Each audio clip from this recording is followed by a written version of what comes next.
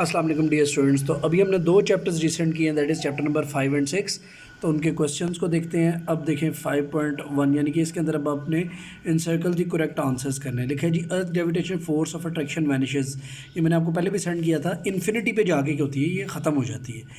No doubt कि कहा जाता है equals to the radius of the earth अगर ऊपर चली जाए ना तो तकरीबन ग्रेविटी आधी रह जाती है, लेकिन ख़त्म होने के लिए उसे इन्फिनिट पॉइंट तक ही जाना होगा, काफ़ी बड़े डिस्टेंस तक उसे दूर तक जाना होगा।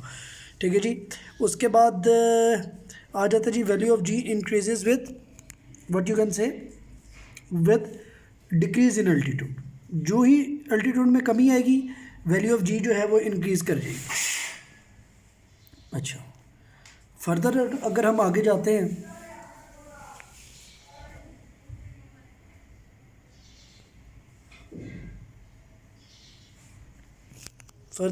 अगर हम आगे जाते हैं तो उसमें हम ये देखेंगे कि दैट क्वेश्चन नंबर 3 में देखें कि 3 में लिखा था value of g at a height on surface radius above the surface of the earth is how much. तो याद रखिए कि कितनी बता रहा है जी, g at a height 1 earth radius. अब यहाँ पर देखें ज़रा ऊपर ही, यहाँ पर अगर मैं पुट कर दूँ आर प्लस एच की जगह भी आर ही पुट कर दूँ तो क्या बन जाएगा, ये नीचे बन जाएगा 4r²। 2r का होल स्क्वायर होने की वजह से 4, तो ओरिजिनल वैल्यू का कितनी 4 टाइम्स गिरेगी, सो 1/4। इसी तरीके से ये 160 था, इसमें लिखा हुआ जी the value of g on moon जो है वो what will be the weight of a 100 kg body on the surface of the moon, तो इट विल बी 160 न्यूटन्स। कैसे?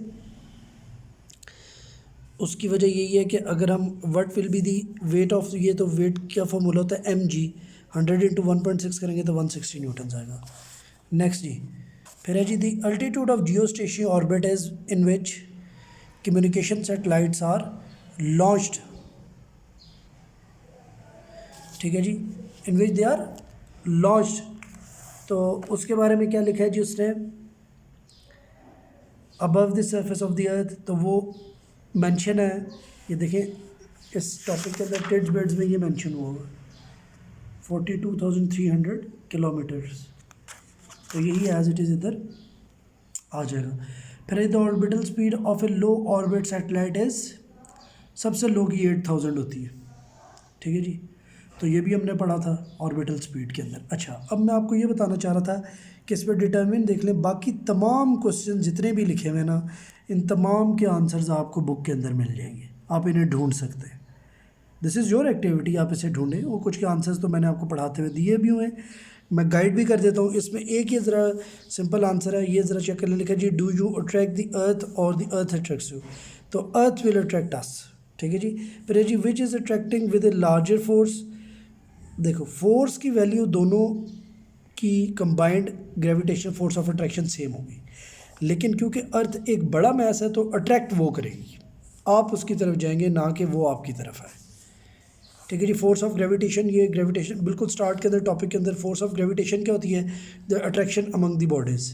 ठीक है जी, ये बाय नेचुरल है। ज़मीन पर आप इतने ये बॉडीज़ के दरमियान अट्रैक्शन को फील नहीं करेंगे, लेकिन जब आप खला में चले जाते हैं, स्पेस में चले जाते हैं, तो तब ये फिनोमेना बड़ी थॉरली इसको ऑब्ज़र्व करते हैं। ठीक है जी। ये जिनको मैंने किया ना ऑरेंज, ये वो आंसर्स हैं जो कि मैं आपको ख़ुद सेंड कर दूँगा बाद में। ठीक है, क्योंकि ये बुक के अंदर अवेलेबल नहीं होगी, कुछ खुद से लिखने वाली बातें। क्लियर हो गया जी। इस चैप्टर के अंदर ये चीज़ें थी। अब आ जाते हैं एनर्जी के चैप्टर में, क्योंकि चैप्टर्स हम अल्हम्दुलिल्लाह ये दोनों कवर कर चुके हैं, तो मेरा तो थोड़ा सा आज एक्सरसाइज को भी डिस्कस कर लेना। अब इसमें लिखा है जी work done will be zero when the angle between the force and the distance is 90 degree. क्योंकि देखें फार्मूला होता है W is equals to FD cos theta. ये देखिए FS लिखा है ना, work done is equals to FS, तो पूरा फार्मूला क्या था FD cos थीटा। हमने यहाँ पे स्टार्ट में निकाला भी होगा, ये देखें FS cos थीटा। तो डेफिनेटली जब थीटा 90 डिग्री होगा तो cos 90 डिग्री होता है 0। तो उसने कहा ना एट विच एंगल, तो एट 90 डिग्री एंगल। फिर उसके बाद यही क्वेश्चन उसने थोड़ा सा बदल के दिया है, कहता है the direction of the motion of the force is perpendicular to the direction of the motion of the body, then the work done will be 0. ठीक है जी। अगली बात कहते हैं जी, if the velocity of the body becomes double then its kinetic energy. Kinetic energy का क्या relationship होता है, ये इधर गिवन होगा। काइनेटिक एनर्जी का रिलेशन नहीं, समरी में गिवन नहीं है, होता है हाफ एम वी स्क्वायर।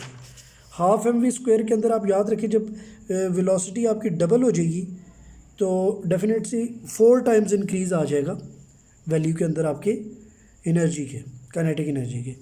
अच्छा, अब इसी तरीके से अब आप देखिए एम जी एच निकालना है, यहाँ पे निकालना है जी work done in lifting a brick, तो वो एम जी एच से निकलेगा 2 × 10 × 5, तो आंसर आएगा 100 जूल्स।